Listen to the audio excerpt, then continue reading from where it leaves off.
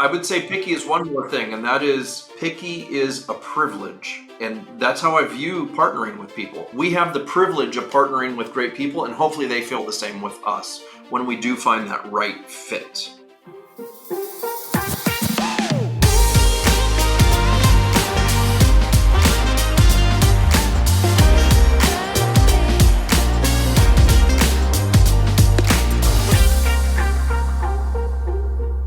Welcome to CBS Spotlight. If you are here by mistake, you are in the right place now. I am Eric Alvarado, here with my special guest host, Mr. Jack Elder, who is the head of advanced sales here at CBS Brokerage.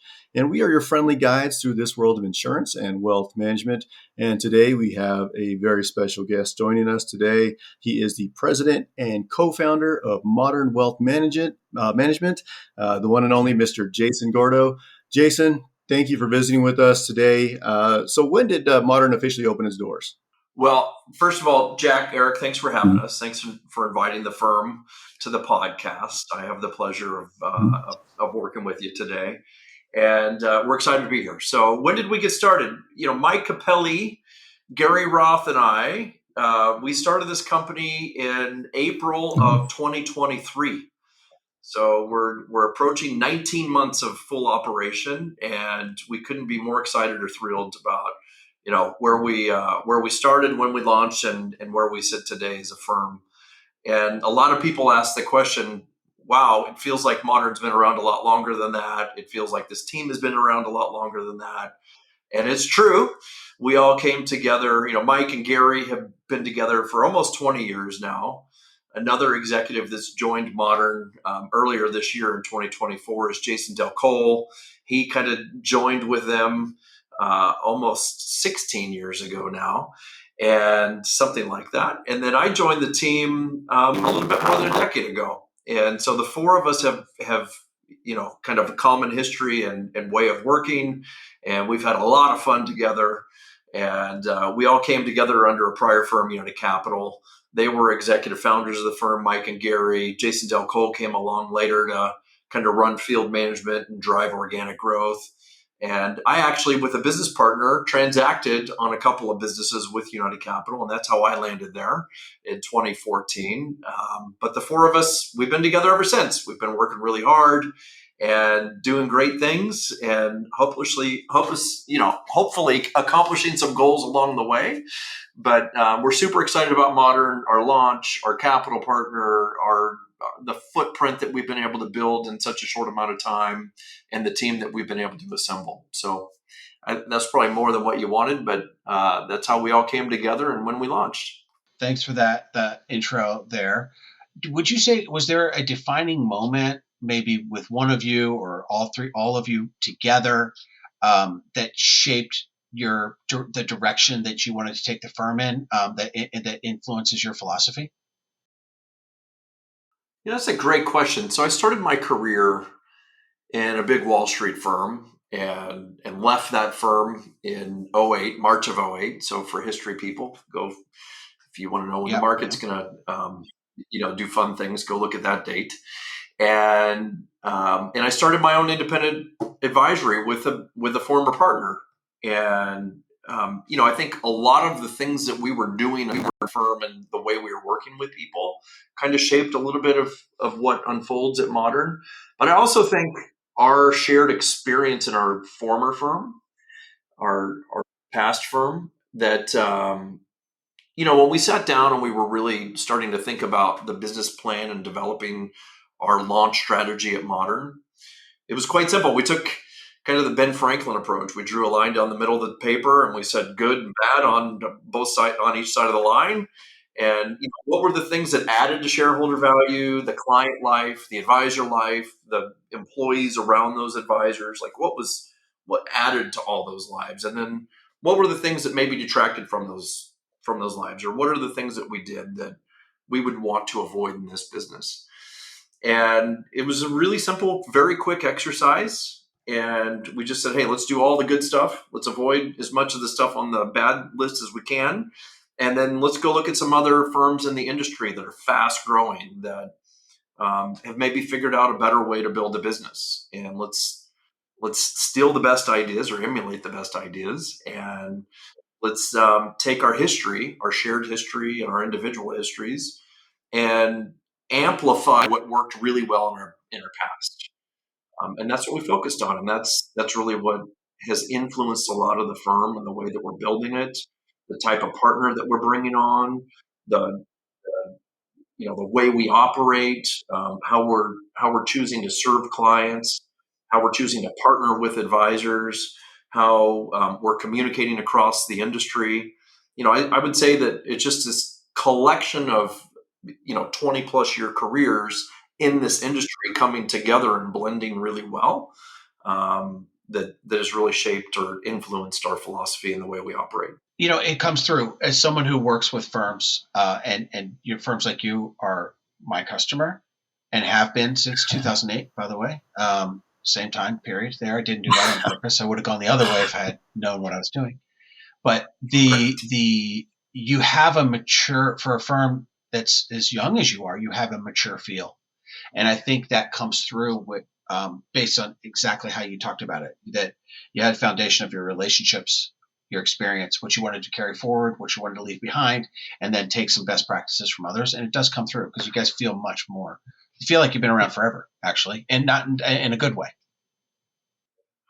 I hope so. I mean, we're having a hell of a lot of fun. I'll tell you that. And just we were together this week. Our whole management team was at an offsite in Phoenix, Arizona, and just getting in that room and the energy and the excitement and how everybody on the management team is leaning in to building this business. That's what gets us excited, right? And it's their careers and the contribution of those careers to the business and how we're shaping this thing going forward. Hopefully we do come off as really young in our business build up, but very mature in the way we're operating and building. Yeah, for sure. On that note, what would you say? And I got two questions. And Eric, don't let me steal all the thunder. Jump in if you, what would you say is, because you guys are getting to scale quick. What's the biggest obstacle to getting to the scale? Your target scale. What has been the most challenging? Well, we should talk about what scale means for us, and we should talk about kind of like business objective, right? There are a lot of acquirers in the marketplace, and I don't see us as acquirers. That's how you build footprint, but we're not going to be permanently acquiring firms, right? We're not permanent acquirers. I think we're acquiring talent today. We're acquiring footprint. We're acquiring operational know-how. And when you're building a business like this, we don't need 100 or 200 or 300 office locations. We probably need 35 to 40 high quality office locations with really good operators, really good partners. And then we should almost be exclusively head down focused on driving organic growth opportunities to that footprint, right? It costs a lot less money to build doing it organically than it does through all the expense and brain damage you go through when you're acquiring a business. And so I think, scale for us is I think in 2025, we're going to end this year, I think it's 13 office locations. We already have a pretty good running start going into 2025. I think we'll get to 20 locations this time next year, towards the end of 2025. And yeah, I mean, that's a lot, right? I think we'll have closed 8 acquisitions this year in 2024. Again, we'll probably do another 7 or 8 this year. And I think, yeah, you get that. And with that, you get scale and you get operational know-how. You get all these talented people. We have 140-ish employees today, right? That's a lot of people. We manage about $6.5 billion of AUM.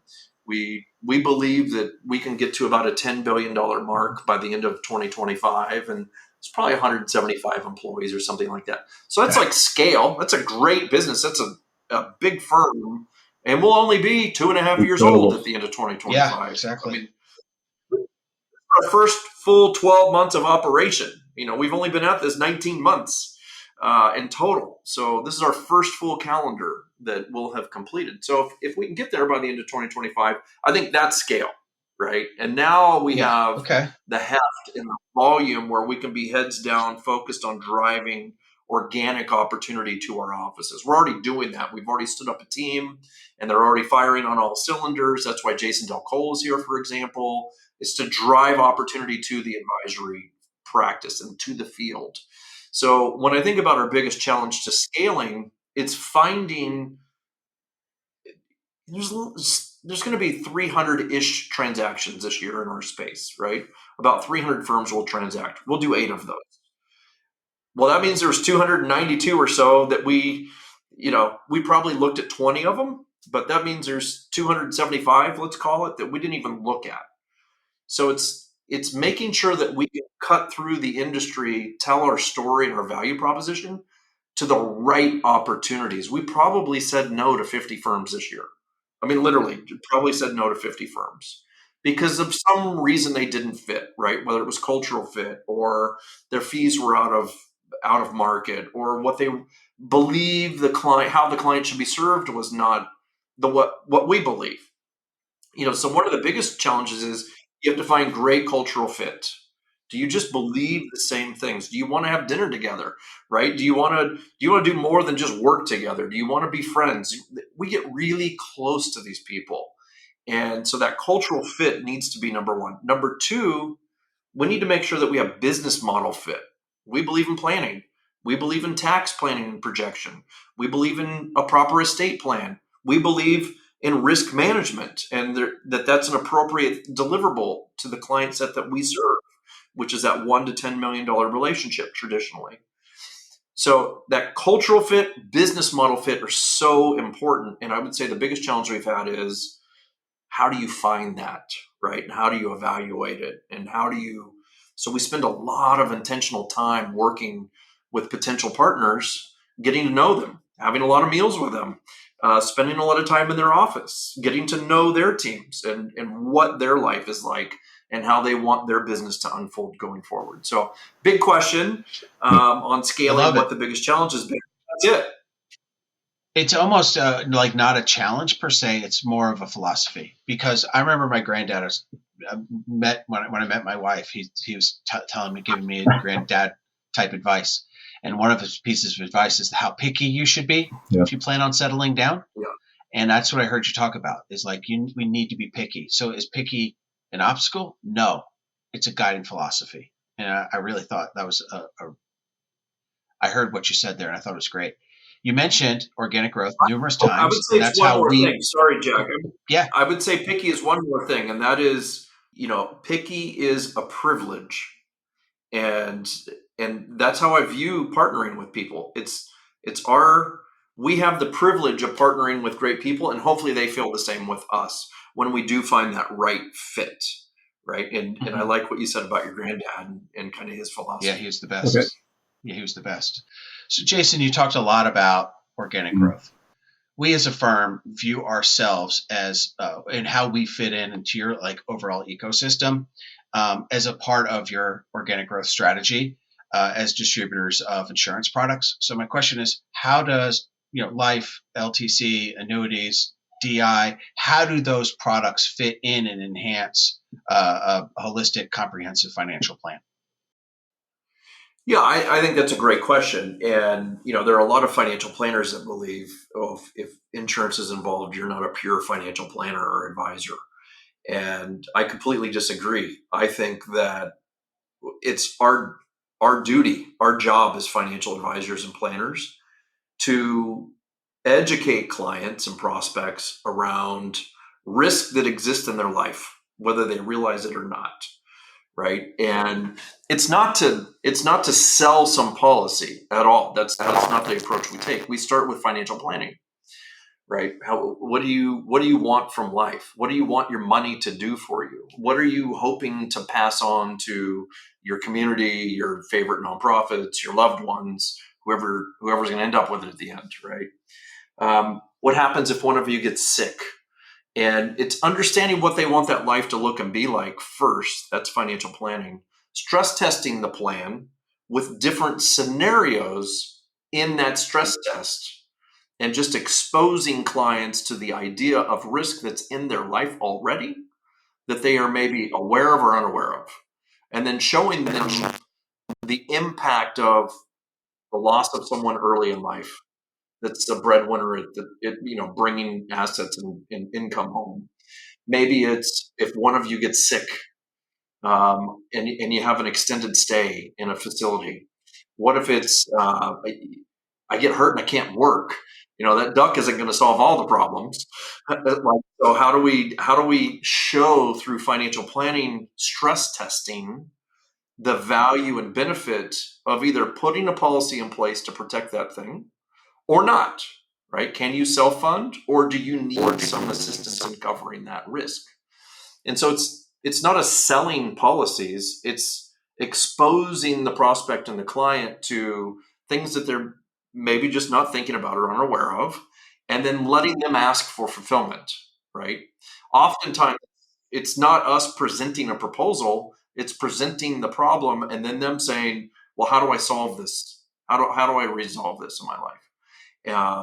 And so it's really pulling that product from us, not us pushing the product on them. And I think that's the right way to do this. I'll tell you, we've been quite pleased and productive with the work that the team has done over the last 6-8 months. I think you all have been engaged in our advisors' lives and really helping coach that, what I just described, and using financial planning and advisor communication and that stress testing that I think is so important, to just show them this is how we can handle this. This is how we can help you. That's fantastic. If we could clone that response and with all of our advisors, we'd be very happy. Thank you for that. I got a bit of a fun question for you. If Modern Wealth had a mascot, what would it be and why? This is such an awesome question. It's one that I actually threw out to my partners and via text. We have the world's longest text string going, the four of us. And I said, if we had a mascot, what would the mascot be and why? And two of them were together at the airport, and Mike read Gary the question.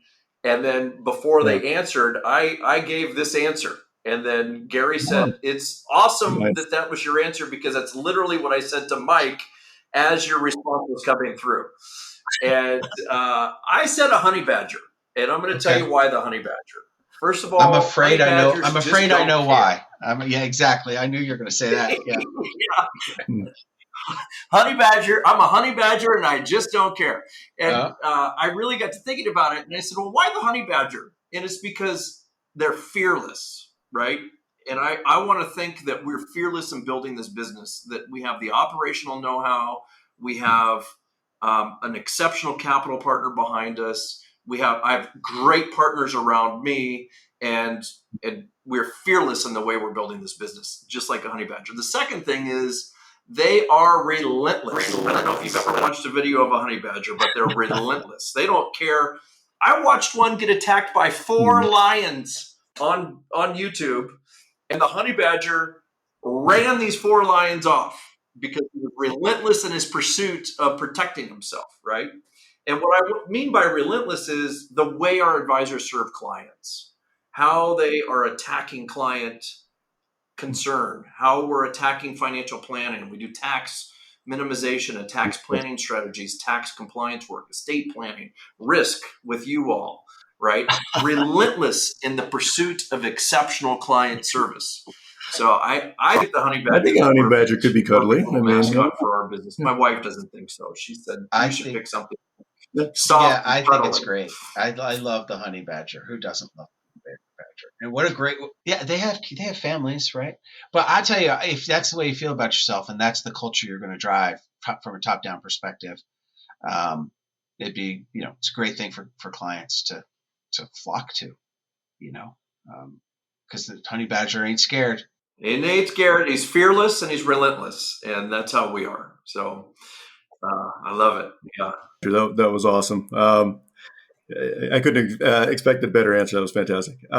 So I guess what's next for Modern Wealth here in the next coming years, and what do you guys see as part of your future, and what are you guys looking for? Yeah, I'm so excited. We're just getting started. As I mentioned, this is our first full calendar year of actual work. We've been at it 19 months or so, but here's what I'm excited about. I'm excited about we have fantastic partners that are joining in 2025. We want to focus, just head down focus on building our national footprint, developing advisor talent all around the firm. We have some really young advisors coming. We have this whole career pathing that we've built out, and we've hired some younger career people to start in that career progression and career pathing work.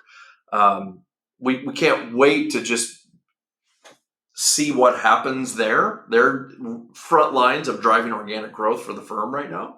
And it's been amazing. In October, for example, of 2024, that organic growth desk was responsible for setting almost 100 high quality prospect calls for our advisor field in that month. It was 92 appointments. And it's not just you have an appointment with the Smith family, it's you have an appointment with the Smith family, and this is everything you need to know about the Smith family. Family tree, how old they are, when they want to retire, how much money they make today, how much they want in retirement, what do they want for the children if they have children, what do they, our advisors are having such a great time working those organic growth hub leads. And we only have 11 offices today, so to set that many appointments in 1 month is kind of unbelievable. So really excited about that and what the results will be from that desk. They have a big objective in 2025, and they've all said, we're going to do it. We'll get it done. And really all those prospects that they're working with, we hope what they get is a high quality advisor that's a perfect match for their personality and what they're looking for. And that advisor is able to deliver confidence into their life, that they're doing the right things with their money, right? Confidence you're doing the right things with your money. Free them from financial worry or stress so they can sleep at night and they can feel well rested and great. And if we do that, we're actually delivering time back into people's lives so that they can focus on the things they enjoy and doing those things with the people they love, right? If financial planning, if that was my mandate and that's what I was delivering as an advisor, I'd feel awesome about the work that I was doing for people. And that's what I'm most excited about, is how all of that unfolds over the next coming years, and to watch this firm, grow into something that I know is possible. Yep. Love it. I don't know. Yeah, that's any good. Yeah, I love it. That's great. And congratulations on all success. You guys are doing a fantastic job. It's amazing to see a firm with such a short lifespan have so much growth and opportunity. It's amazing. So obviously you and your team there are doing a fantastic job with things. And so we're happy to be a great partner. Thank you so much for jumping on with us. For everyone out there, I'm Eric Alvarado. This is Jack Elder, and this has been CBS Spotlight, your friendly conversation about insurance and wealth advising come together. So thank you for tuning in. And if you found this information helpful, please like and subscribe our show. And take care. We'll see you next time. Thank you.